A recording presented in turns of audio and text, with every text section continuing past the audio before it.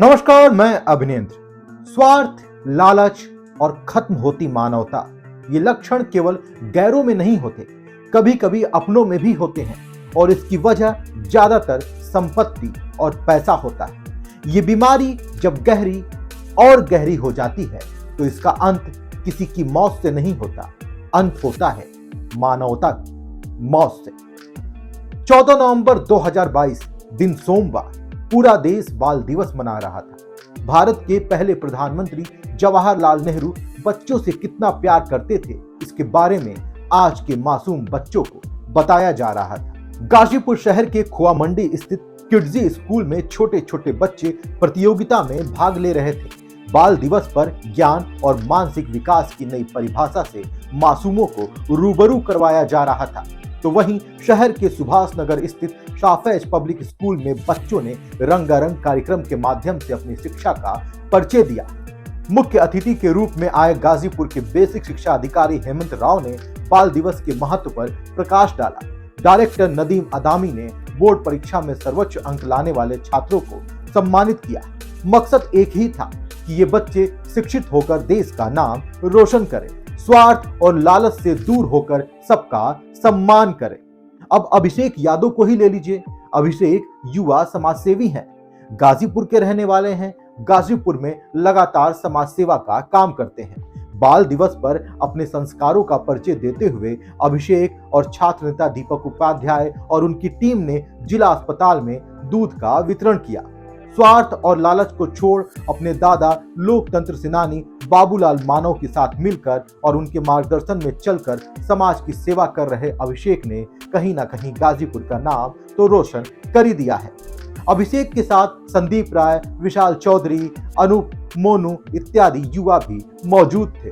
उन्होंने स्टेशन पर जाकर बाल दिवस के अवसर पर लोगों के बीच में खाना का वितरण भी किया। जब बाल दिवस के अवसर पर यह सब चल रहा था तो उसी दिन गाजीपुर शहर से करीब 20 किलोमीटर दूर मोहम्मदाबाद में सुबह पुलिस के पास फोन आता है। एक बेटा अपनी मां और बहन के लाश के साथ था। उसने पुलिस को फोन किया। पुलिस मौके पर पहुंची और वहां का दृश्य देखकर दंग रह गई। पुलिस ने बताया कि जब हम मौके पर पहुंचे तो मां और बेटी के शव आंगन में पड़े हुए थे। दोनों के साथ मारपीट भी की गई थी। शरीर पर चोट के निशान थे।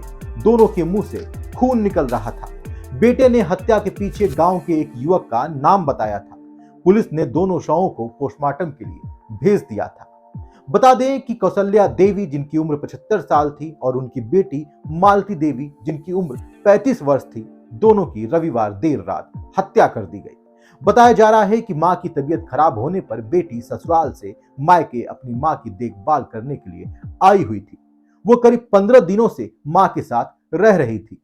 ये पूरा मामला मोहम्मदाबाद कोतवाली के कठौत गौसपुर गांव का है। साक्ष्यों को इकट्ठा करने के लिए फॉरेंसिक टीम को भी लगाया गया था। लेकिन सवाल यह था कि मां और बेटी की हत्या हो गई तो बेटा कहां था। बेटा गौरी राजभर ने पुलिस को बताया कि मैं रविवार दोपहर से गांव से बाहर चला गया था। मेरी मां और बहन घर पर अकेली थी। मैं एक रिश्तेदार की शादी में शामिल होने गया था। रात में गांव वापस आने में देरी हुई तो मैं अपने एक दोस्त के घर पर रुक गया। सुबह जब घर आया तो देखा मेरी मां और बहन को किसी ने मार दिया।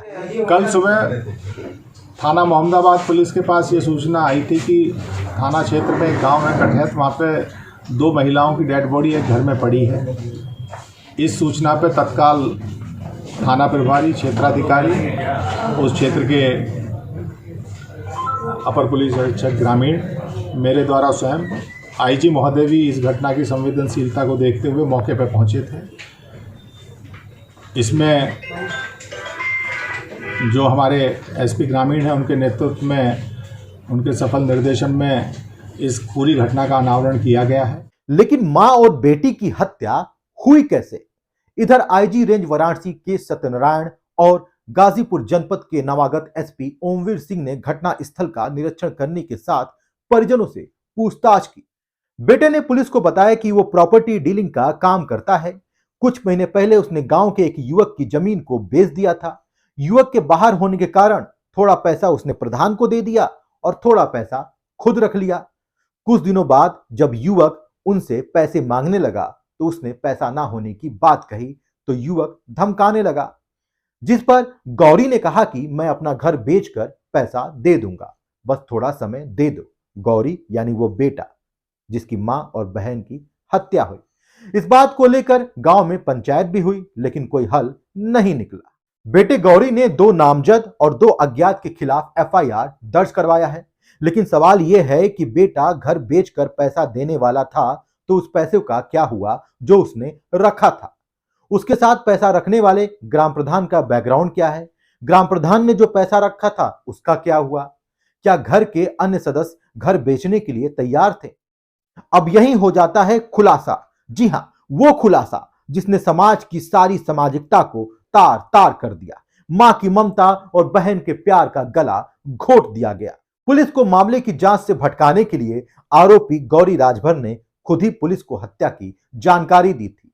बेटे का पहले कहना था कि घटना के समय वो गांव से बाहर था, वो किसी रिश्तेदार की शादी में शामिल होने के लिए गया हुआ था।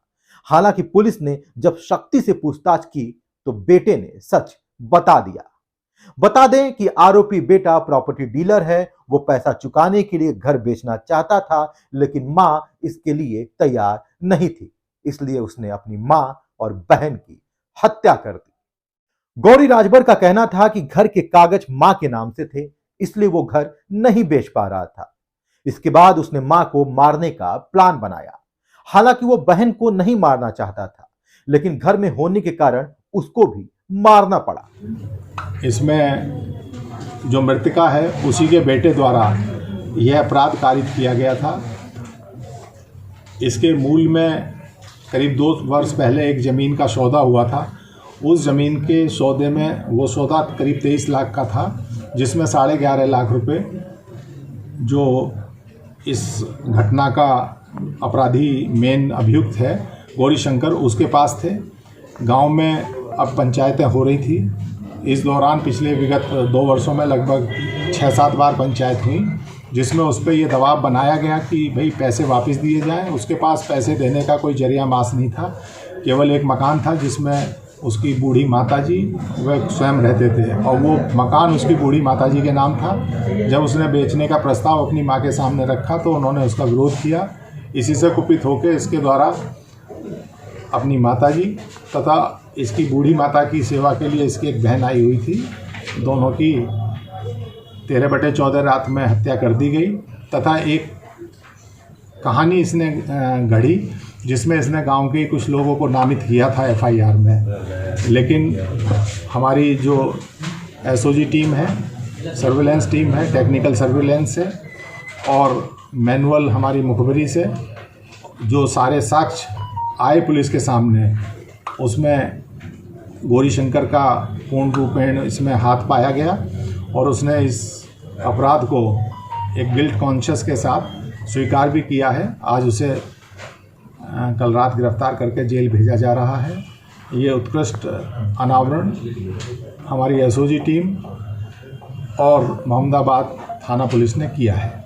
गिरफ्तार अभियुक्त के ऊपर से पहले से मुकदमा भी था क्या? हाँ, गिरफ्तार अभियुक्त पहले केवल मुकदमा ही नहीं था, वो 7 साल की उसे सज़ा भी हुई थी एक हत्या के प्रयास के केस में।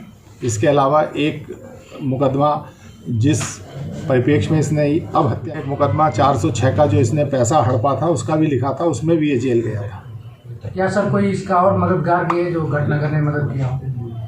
इस घटना में इसी ने, क्योंकि सबसे ज़्यादा प्रेशर इसी के ऊपर था और अभी तक की विवेचना में पूर्ण रूप से ये ही दोषी पाया गया है। एक तरफ गाजीपुर में बच्चों को चाचा नेहरू के संदेशों को सुनाया जा रहा था, लालच और स्वार्थ से दूर होकर भविष्य को उज्जवल बनाने का ज्ञान दिया जा रहा था, त्याग और समर्पण की परिभाषा सिखाई जा रही थी, तो वहीं दूसरी तरफ पुलिस के अनुसार एक बेटे ने लालच और स्वार्थ के लिए अपनी ही मां और बहन की हत्या कर दी। समाज की ये 2 तस्वीरें आपको क्या सिखाती हैं, इस पर आपको स्वयं विचार करना होगा। अंततः शिक्षा ही एक स्वस्थ समाज की परिभाषा है, बशर्ते ये शिक्षा आजीवन इंसान के अंदर जिंदा रहे। विवेचना प्रचलित है। पुरस्कार पुलिस को निश्चित रूप से पुलिस का एक उत्कृष्ट कार्य है। इसमें जो पुलिस जो संयुक्त टीम है उसके लिए 25,000 का पुरस्कार देने की घोषणा मेरे द्वारा कर दी गई है।